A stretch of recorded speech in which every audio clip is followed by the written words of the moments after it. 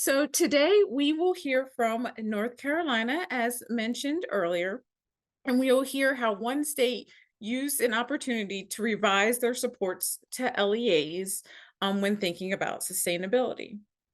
I want to welcome Rachel Wright-Junio, who is currently a director of Office of Learning Recovery and Acceleration in North Carolina. Prior to be appointing as director last year of the office, Rachel worked in the Federal Programs Department of North Carolina. Thank you, Rachel, for joining us. We appreciate you taking time out of your schedule to talk with us today. And Thanks for so, great. And so, to jump right into it, as I mentioned, you were recently appointed as director, and one of the first things you did when you took office was design and deliver a convening last summer for all ESSER ESF funded districts. Can you talk a little bit about how you differentiated support for these districts? So for this particular set of convenings that we held last summer, we differentiated by the total amount of ESSER funding received. So we had districts that were typically our larger urban districts that were convened on one day, and then also smaller districts as the week went on. So we had the recipients that received the highest levels on the first day, and then medium levels second day, third day, the lowest level of funding, and then we had a specific day for our charter schools. Great. And also during that summer convening, what types of resources or supports were presented to all of the groups of districts? So all of the groups of districts received, first of all, a brand new year-over-year data set that my office is kind of a two-prong office. There's another director that oversees research and evaluation. And with some of our state ESSER dollars, we have specifically looked at learning loss and recovery. So trying to kind of define how will we know when our kids have recovered in North Carolina? And so they received a year-over-year data set, which showed them the progress of their students from 2020 to 2021, and then 2021 to 2022. And then also using analyses that I am not smart enough to understand, looking at where we would expect those students to be in the absence of the pandemic, and then where they actually were. But help districts to kind of see and evaluate, hey, is how I'm spending my money actually helping to move my kids in the direction that I want them to go, which is towards pre-pandemic or better in terms of outcome rates. Then we also provided districts with a opportunity to kind of think about return on investment, which is something that I got from the Comprehensive Center Network and Edgenomics Lab, looking at a quadrant framework where we have districts placing their different grants and different programs that they've funded through ESSER, and determining if these are programs, based on these programs, where are my outcomes falling? And then does that mean, based on the quadrant, is this something I should sustain in my district? Is this something we should invest more in? Is this something we should examine? Do we need to evaluate this because it's not really giving us much bang for our buck? We're spending a ton of money and our kids aren't progressing based on this expenditure. So we had them look at that using the new data that we provided. And then we also gave them some options for sustainability, specifically looking at federal funds, entitlement grant funding, and braiding of those funds. A little bit more about the supports you gave them as far as the entitlement grants and the braiding of those funds. Sure. So we actually created a crosswalk, and I don't know, Danielle, I can share my screen because I do have it pulled up. Yeah, that'd be Um, great. okay, I'll share my screen so everyone can see it.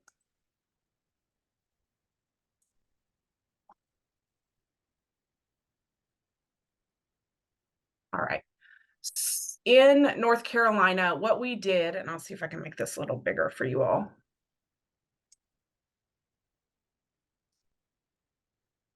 What we did was we worked with our federal programs department. As Danielle mentioned, I did come from the Office of Federal Programs. So that was definitely worked in my favor because I was able to interface with our leadership in the Office of Federal Programs to go through and outline our priorities as a state and things that we have funded and had seen that were showing some value in terms of learning recovery and addressing that lost instructional time in our state. So we identified things, I'm sure as many of you all have, like high dosage tutoring.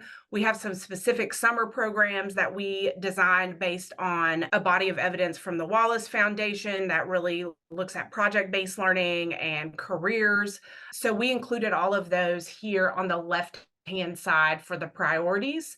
And then across the top, we listed the common entitlement grants that most of our districts receive in North Carolina, and probably in most of your SEAs as well.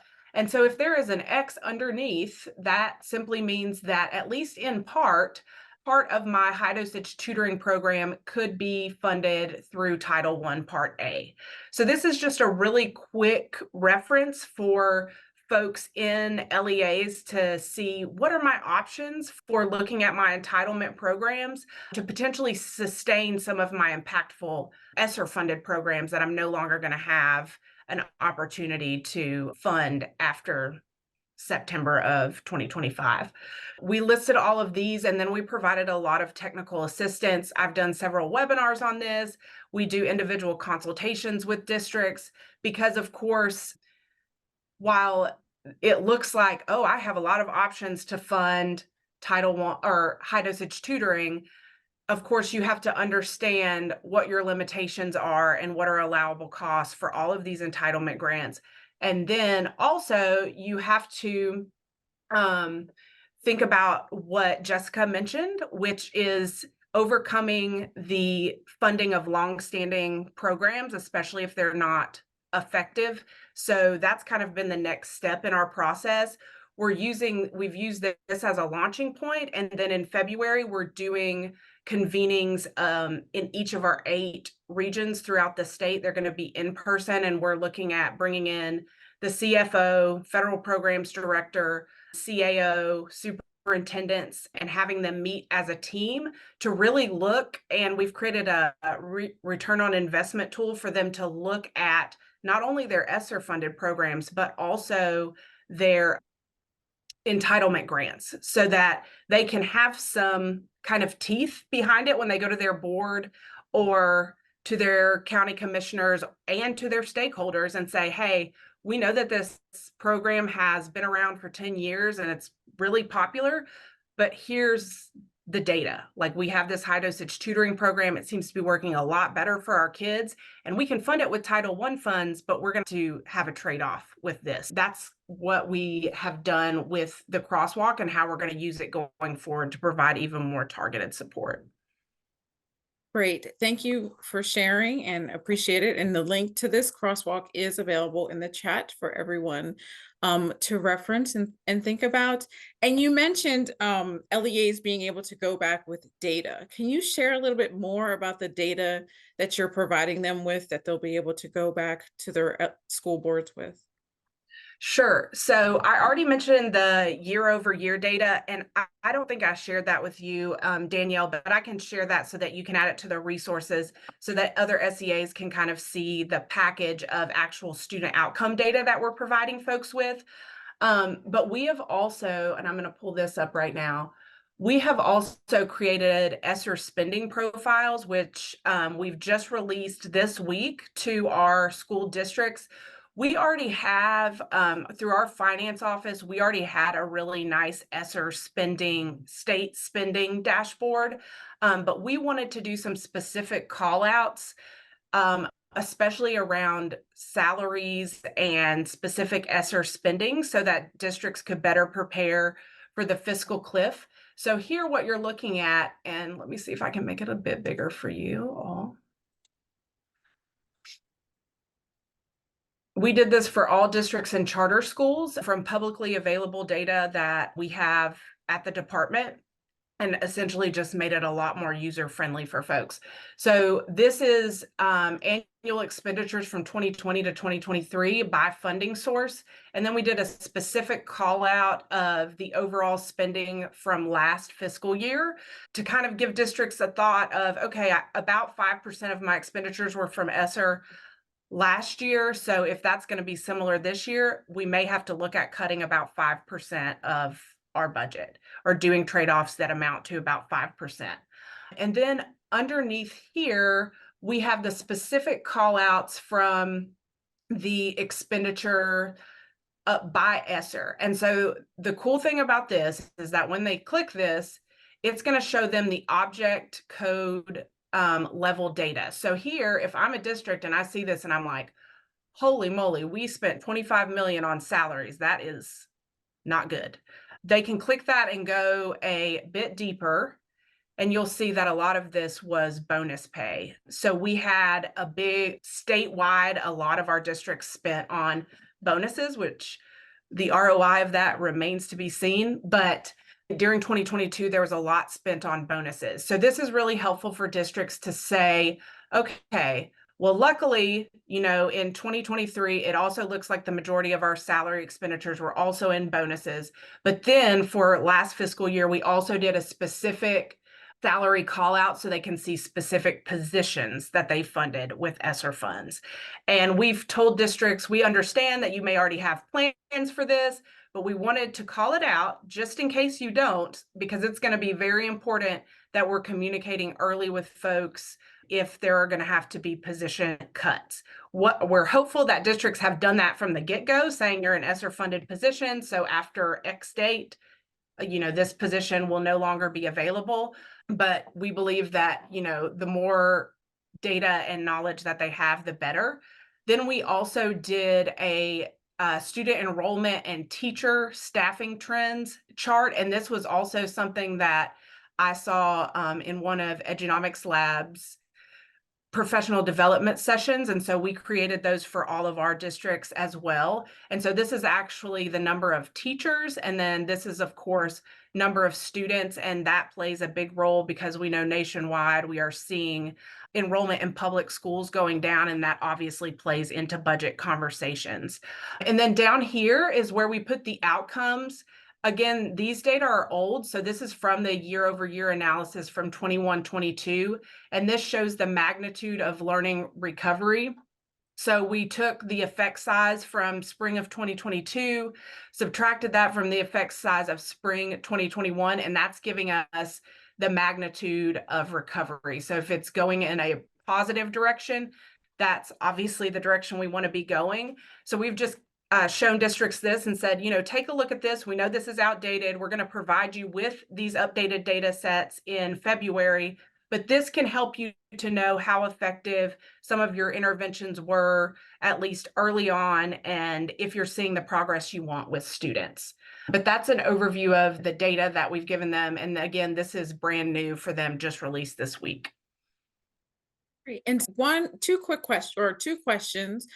Going back to that data, the grade level effect sizes and the magnitude of learning recovery, is that overall? So it could be investments either from an ESSER or other investments that the LEA has made outside. Right. Yeah. Okay. That's correct. Great. And then another question related to your budget crosswalk, and this came into the Q&A. When you mentioned, you talked about it a little bit, how you worked with your federal programs, but how did you get to the point of where you were able to put the X's under each of the priorities? Like, where did you go to get those allowable activities for North Carolina? So it was really through the collaboration of our federal programs. So essentially, we just when I was creating this with federal programs, the process that I walked through was I went to my chart of accounts for each of the summer programs or the high dosage tutoring programs that we have. So we have the chart of accounts with the different object level codes. And then I crosswalked that with federal programs and said, okay, for this particular, let's just say Title I Part C, For Summer Career Accelerator, if I wanted to pay for staffing out of Title I Part C, would that be allowable? The answer would be maybe. It's allowable if the students are migratory students and we could do a proportionate share based on the number of total students that are migratory versus regular students, and then also what else you're braiding the funds with, which is why it's a lot easier to do something general like this and then have your LEAs reach out to you and bring you these nuanced questions. Because if I just say there are several different things that I could fund from any of these entitlement grants, then my LEAs can come to me, or they can go to their federal programs consultant and say, I want to use some of my Title I-C funds because I have some migratory students that participated. How would I do that? What can I fund from migrant that I could pay for out of those funds? And then there are some grants or not grants, but fund sources like Perkins that are pretty restrictive. So those are a little easier to say, like, well, we really can only fund specific activities related to CTE. And honestly, this might not be the most academic thing for me to say, but if you just Google lots of different entitlement grants, like allowable activities for Title I Part A, there's lots of states that have lists of those things. Now, the disclaimer would be you would have to use your own discretion to ensure that those are actually allowable, work with your federal programs folks to make sure. But there's already a ton of resources out there that have already been created by SEAs, and even through US Department of Ed. I live and die by the FAQs for ESSER that's put out by US Department of Ed. So those are really helpful as well.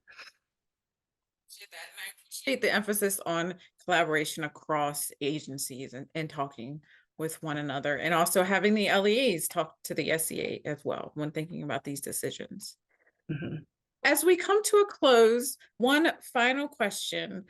As the ARP ESSER funds come to an end in September, what would be your main message to the LEAs in your state? I think that the main message that we are trying to communicate to LEAs is to really be brave. And what I mean by that is be brave enough to actually take the time to look at your programs across the board, your federal programs, your locally funded programs, and line those up against your ESSER funded programs and look at the effects, because my biggest fear is that when ESSER ends, we're going to sunset programs that were truly making a difference for kids in the name of continuing to fund our local level golden calf programs, is what I like to call them. So I encourage districts to have the courage to have those difficult conversations and sit down, and cross collaboration is so important. I think a lot of times we don't bring the CFOs to the table enough, especially when federal programs or other programs will make decisions in a silo, and then they will tell the CFO, like, this is what we want to do, and the CFO doesn't have a lot of context for that. So I think it's really important that there is cross collaboration, and this is the perfect time to do that when we are facing this fiscal cliff, is to bring your CFO, your program directors to the table and have some crucial conversations.